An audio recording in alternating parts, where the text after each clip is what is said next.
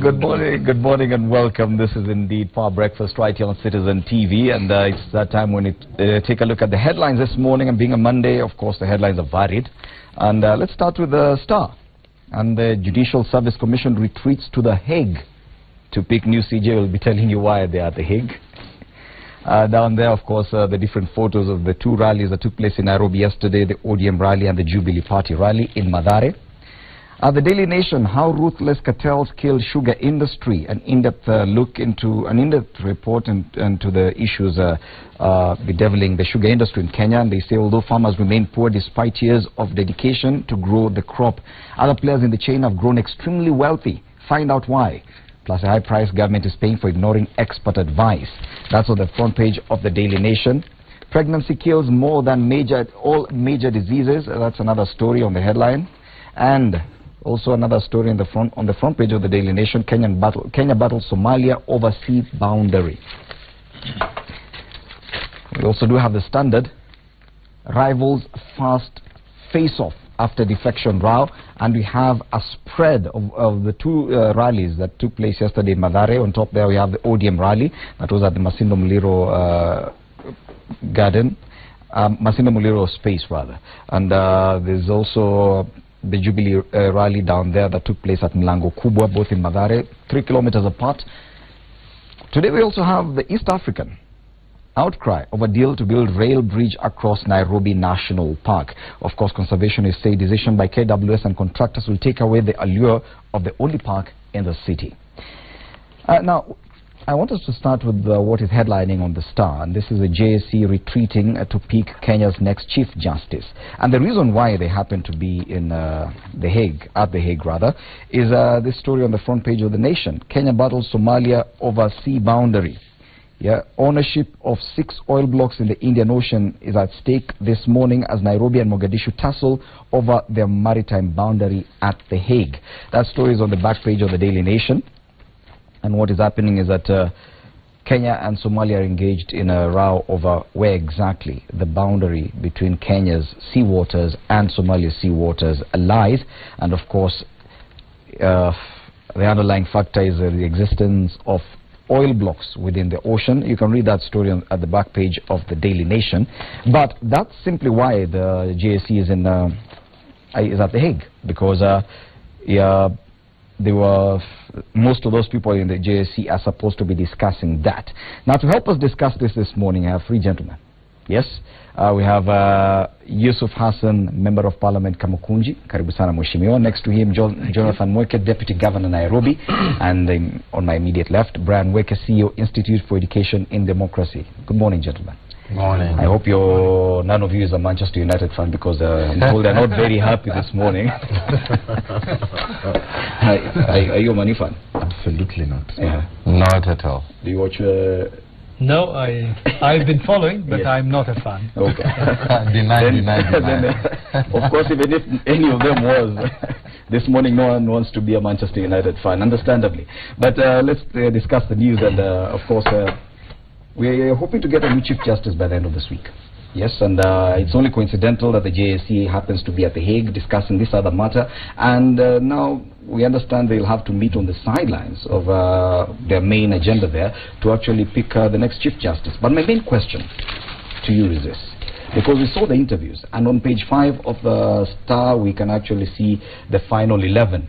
Al-Nasir Visram, Makao Mutua, Daniel Wambura, Smokin Wanjala, Mbogoli Msaga, David Maraga, Nzamba Kitonga, Roslyn Nambuye, Jackton Ojwang, Aaron Dringera, Lucy Wanja.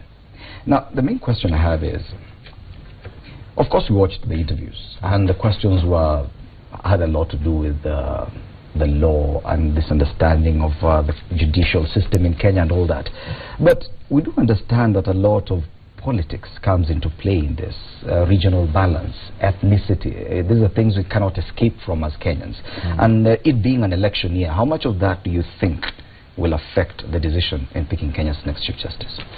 I think yesterday, as the Institute for Education in Democracy, we did release certain survey that we had done as regards a number of institutions, and we had subcontracted Ipsos Synovet. One of those key institutions was actually the Supreme Court. And if you look at that particular research, you will see that the confidence levels of the Supreme Court have went down tremendously. So having said that, it is important that as we appoint the Chief Justice, the Deputy Chief Justice as well as the Supreme Court judges, it is extremely important for us to remain impartial, for us to appoint somebody who has serious integrity. So having said that, then it is extremely important for JSC to be accountable to Kenyans. And one of the key things we also mentioned yesterday, we saw that during the process of shortlisting, you could see we were not very clear on what the criteria was. If a judge with tremendous experience, like Judge Ringera, who was a judge of the Court of Appeal, who was a director of anti-corruption, and now is a judge at the East African Court of Justice, did not make it to the shortlist, then we would want to understand which criteria were you using. And if you look at Justice Odunga's ruling, when he actually ordered JSC to reconsider its position, because look at Judge Jackton Ojwang, who currently sits in the Supreme Court. Then you choose not to shortlist such a person, then it raises certain fundamental questions. Is there a predetermined position by JSC to decide who becomes the CJ? Now, what we want, because Kenyans were watching, and I've seen already in the social media, there's a lot of propaganda going around where people have allocated marks to different people. So we would want JSC to come out very clearly, if and when they choose the next Chief Justice, to tell us the criteria they used, to tell us who got what marks, who got what marks in what category, so that the process can be accountable. And the reason why the process is always live is because Kenyans and the public have to be involved in choosing the next Chief Justice of the Republic of Kenya. Okay, but in most of our appointments, Deputy Governor Mweke, in most of our appointments that we've seen made by the government, even for senior positions, of course, there's always a level of involving regional ethnic balance, trying to strike that balance. Do you think even in this case this will be a consideration? It's possible that it could be a consideration. You've had a lot of people saying that, you know, now Chief Justice has come from this community, the next one should not come from this community. I think there's that kind of consideration. I just don't agree with it. I mean, for the President of the Supreme Court, for the head of the largest and most superior court in this country, I think you now need to look at qualifications, you need to look at integrity, you need to look at your past. What has this person done in the past? What has his actions been if they are a judge? Look at decisions, so that you're really looking at the character and the competence of the person. Just because of the weight that that position holds, you know, the Supreme Court is one that also has presidential petitions. Yeah, so you also have to look at that. And if you start thinking this ethnic tribe and this ethnic tribe, because our large parties are driven by that kind of ethnicity right now, then you risk the chance of people begin to speculate and say, now we have an election next year, so they're picking this person to make this kind of a decision. So I disagree that that should be a consideration. What I was extremely happy about is that the interviews were live. And that brings pressure on the JSC really to do what is right, because Kenyans were watching. And Kenyans are really able to see that this person didn't perform well, this person has integrity issues, this person has character issues. And it also brought something to our attention that, you know, what you do in the past is going to count for what you'll become in the future. And this goes a lot to social media users, because we even saw some of the candidates being told, hey, you posted in your Twitter or Facebook handles a few years ago these things that were borderline divisive. Or borderline affecting cohesion of the country. Do we really trust you to be the Chief Justice? So you see, it teaches a lesson to people and to Kenyans that really now you have to be responsible with what you say, with what you do, with how you act when you are holding positions, because it could come to haunt you later on. Yes, Mheshimiwa Yusuf Hassan, of course, there's something the Deputy Governor has mentioned that, of course, if one person or the other is appointed and because maybe probably of the community they come from, it would appear that like it is in readiness for the election, probably to, if at all there's a petition that comes up after the election, they'll probably judge or rule in one way or the other. But doesn't it work the other way around, that kind of thinking could lock out some of these candidates? That you're thinking, okay, fine, we don't want to be seen to appoint any candidate who looks like it could be leaning on any one side of the political divide, so we need to get someone who looks neutral. Well, I don't think the idea of neutrality works. There is no one who is neutral. We are all subjective in one way or another. We all come from different parts of the country. We speak different languages. What we need here is for the JSC to use its criteria of assessing the candidates, and maybe the best candidate be selected, regardless of those other factors. And I think the JSC is on trial here. Already the interviews are in the open, there's transparency. We need to have accountability, we need to have integrity, and we need to get the best candidate who can lead this country at a critical time in our history. So the responsibility of that particular job is with the JSC. There would be a lot of other factors in the media, in social media. People will be pulling here, pushing there. But at the end of the day, the responsibility of selecting the next Chief Justice of the Republic of Kenya and his deputy and the new Supreme Court lies with this body, constitutional body that we have put into place. And I expect that they consist of professionals and people of integrity, professional people, and that they would give Kenya the right Chief Justice.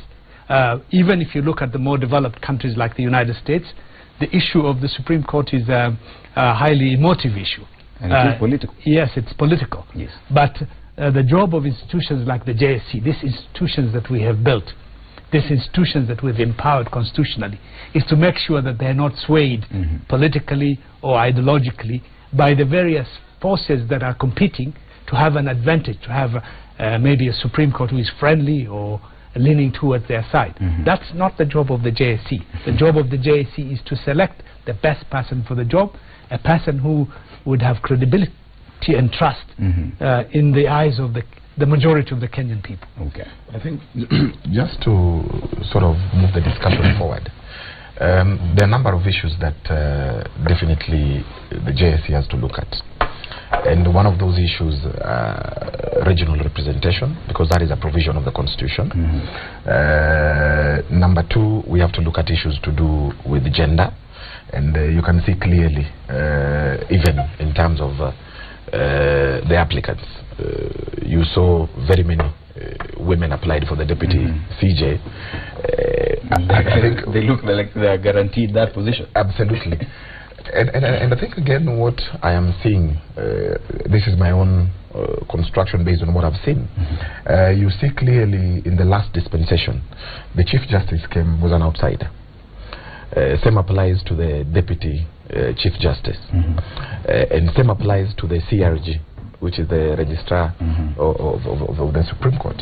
So in the last dispensation, there was a big problem because you had three outsiders trying to deal with the problems within the system. So I think even if you look at how JSC had shortlisted, so clearly they are looking for an insider who would be able to fix things. If you look at the shortlist that the JSC came up with, the only person they shortlisted who was an outsider was Gitonga. The others were actually insiders. So you can see clearly the thinking of JSC in the position of the Chief Justice. They're trying to get an insider who understands the system and who would be able to fix the, you know, the former CJ is on record, and this is where I actually differ with him sharply. He is on record saying that there are serious cartels within the judiciary, yet he failed to deal with them. He was the president of the Supreme Court, meaning that he was the chief executive. But did he have the time? I mean, he was definitely CJ for a very short time. No. You see issues to do with corruption. But you can't turn things around in an institution like our judiciary. Fred, we didn't want him to turn things around. I think for you being president of judiciary, then you give us a narrative and a story the way there are cartels. what he ought to have done is let's arrest 2-3 people, arraign them in court. That, and I've always said that that's that not amount his job to do. That's not his job to do the arresting. Well, no, of course, job but really can, is to report. Did he report anyone?